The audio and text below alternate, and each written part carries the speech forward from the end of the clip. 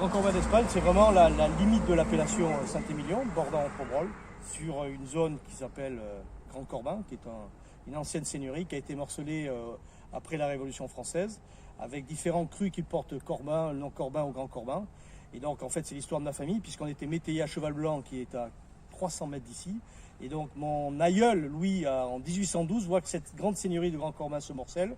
Il fait quelques hectomètres, il va acheter des parcelles de vignes. On va devenir propriétaire. Jusque-là, on est plutôt on est métayer. Avant, on était ouvrier agricole, brassier, journalier, laboureur à bœuf. 1812, on acquiert nos premières parcelles sur Saint-Émilion, alors qu'on est à Saint-Émilion depuis probablement le XIIIe ou XIVe siècle. Il y a déjà des d'Espagne. En vieux français, on était là. Et donc, mon aïeul Louis achète 2 hectares de vignes. Il crée le cru, qui s'appelle Cru Grand Corbin, propriétaire Monsieur d'Espagne. Il construit une maison, il crée une famille. Donc, il a 23 ans, il est tout jeune. Et donc, c'est l'essor, le début, c'est la première génération. Son fils, en 1850, rachète d'un coup 20 hectares. Là, nous sommes aujourd'hui. Ces 20 hectares-là, qui vont intégrer Grand Corbin d'Espagne. Donc aujourd'hui, c'est une propriété qui fait 28 hectares 79. Donc il n'y a pas beaucoup bougé depuis la fin du 19e siècle. Et à la fin du 19e siècle, elle prend ce nom de château Grand Corbin, trait d'union d'Espagne, pour marquer la différence entre les crus Grand Corbin. Vous avez la même chose à Figeac. En fait, ces grandes seigneuries bordelaises, comme Figeac, vous avez une multitude de Figeac, avec la Grave Figeac, la Tour Figeac, la Rose Figeac, ainsi Lyon Figeac.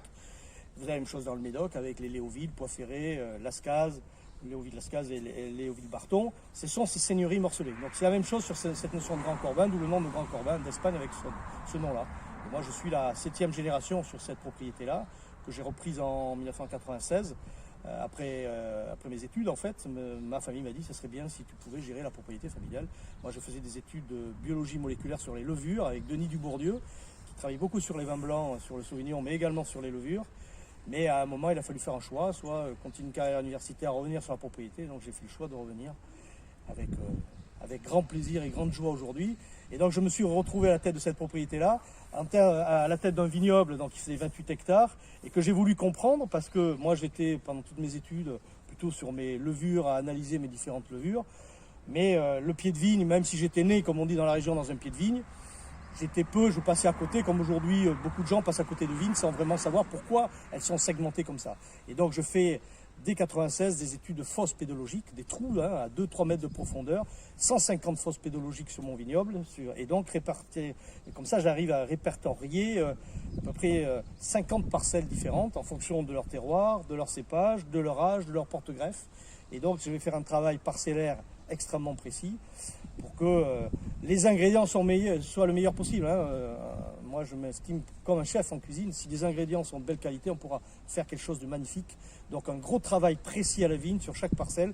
Il y a des parcelles qui vont être enherbées, d'autres qui vont être, par contre, labourées. Des parcelles dont les hauteurs de feuillage vont être plus importantes, d'autres un peu moins. Tout ça en fonction des études qui ont été faites dans le sol, également sur les feuilles, en termes de mesures de contraintes hydriques. Donc on fait du travail précis à la vigne. On ne fait pas tout de la même manière. C'est un peu, il y a quelques années, on disait dans le Bordelais, on fait comme d'habitude. Non, le comme d'habitude, ça ne va pas. Et donc chaque millésime est différent, chaque parcelle est différente, donc un travail précis, parcellaire.